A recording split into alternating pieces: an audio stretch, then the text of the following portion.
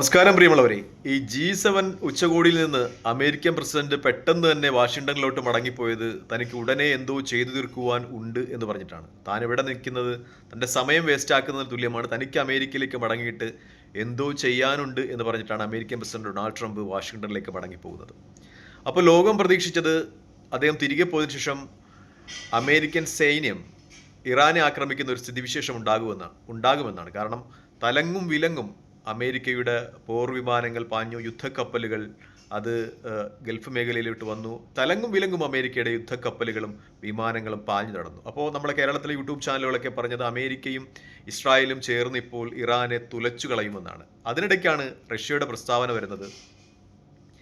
Iran തങ്ങളോട് യുദ്ധത്തിൽ സഹായം ആവശ്യപ്പെട്ടിട്ടില്ല, അങ്ങനെ ആവശ്യപ്പെട്ടാൽ അവർക്ക് സഹായം നൽകും. മാത്രമല്ല, ഇസ്രായേൽ ഏതെങ്കിലും കാരണവശാൽ ഇറാനിലുള്ള റഷ്യ സഹായം നൽകുന്ന ഏതെങ്കിലും ആണവായുധ കേന്ദ്രങ്ങൾ ആക്രമിച്ചാൽ അതിനെതിരെ ഇസ്രായേലിന് കൊടുക്കുന്ന പ്രത്യാഘാതം വളരെ വലുതായിരിക്കും. മാത്രമല്ല, ഇനി അമേരിക്കയാണ് ഇറാനെ ആക്രമിക്കുന്നെങ്കിലും അതുമായി ബന്ധപ്പെട്ട പ്രത്യാഘാതം വളരെ വലുതായിരിക്കുമെന്ന് റഷ്യയുടെ ഭാഗത്ത് നിന്ന് മുന്നറിയിപ്പുണ്ടാകുന്നതോടുകൂടി ചിത്രമാകെ മാറുകയാണ്.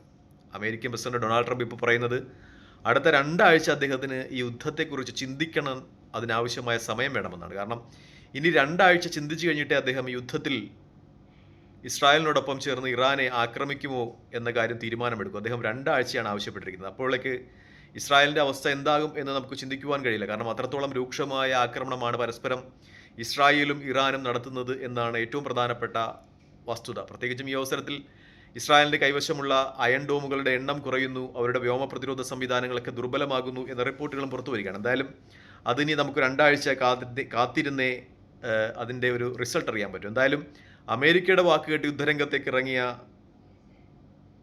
ഇസ്രായേലിനെ സംബന്ധിച്ച് ഇപ്പോൾ സ്ഥിതിഗതികൾ വളരെ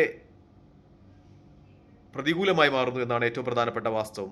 ഈ വാളുമെടുത്തുകൊണ്ട് അമേരിക്കയുടെ വാക്കും കേട്ട് വാളുമെടുത്തുകൊണ്ട് അംഗത്തിറങ്ങിയ ഇസ്രായേൽ പെട്ടിരിക്കുന്നു എന്ന് തന്നെ പറയാവുന്നതാണ്. ഏറ്റവും പ്രധാനപ്പെട്ട വാർത്ത അന്തർദേശീയ മാധ്യമങ്ങളൊക്കെ ചർച്ച ചെയ്യുന്നത് റോറിംഗ് ലയൻ ഇപ്പോൾ അത് ക്രൈയിങ് ലയനായി ബങ്കറിൽ ഒളിച്ചിരിക്കുന്നു.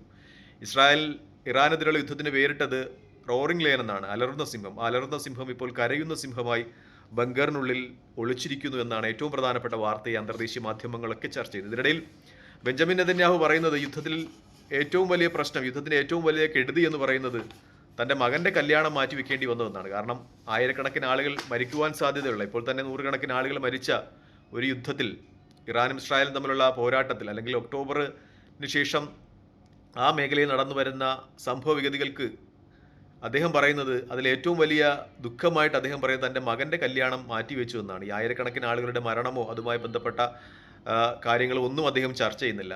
അതിന് നമുക്ക് പറയാനുള്ളത് പർവ്വതം പാറി നടക്കുന്നതിനിടയിൽ ആണ് ഈ കോണകം പാറിപ്പോയ ഒരു കഥ ഈ ബെഞ്ചമിൻ നെതന്യാഹു പറയുന്നതെന്നാണ്. എന്തായാലും അലറുന്ന സിംഹം അഥവാ റോറിംഗ് ലയൻ എന്ന് പേരിട്ട ഇസ്രായേലിൻ്റെ ഓപ്പറേഷൻ, ഇറാനെതിരെയുള്ള ഓപ്പറേഷൻ, അതിപ്പോൾ കരയുന്ന സിംഹമായി ബങ്കറിൽ ഒളിച്ചിരിക്കുന്നു എന്നാണ് ഏറ്റവും പ്രധാനപ്പെട്ട വാർത്ത. തൽക്കാലം ഈ വീഡിയോ ഇവിടെ വാങ്ങിയാണ്. മറ്റൊരു വീഡിയോയുമായി കാണുന്നവരെ നന്ദി, നമസ്കാരം, ജയ് ഹിന്ദ്.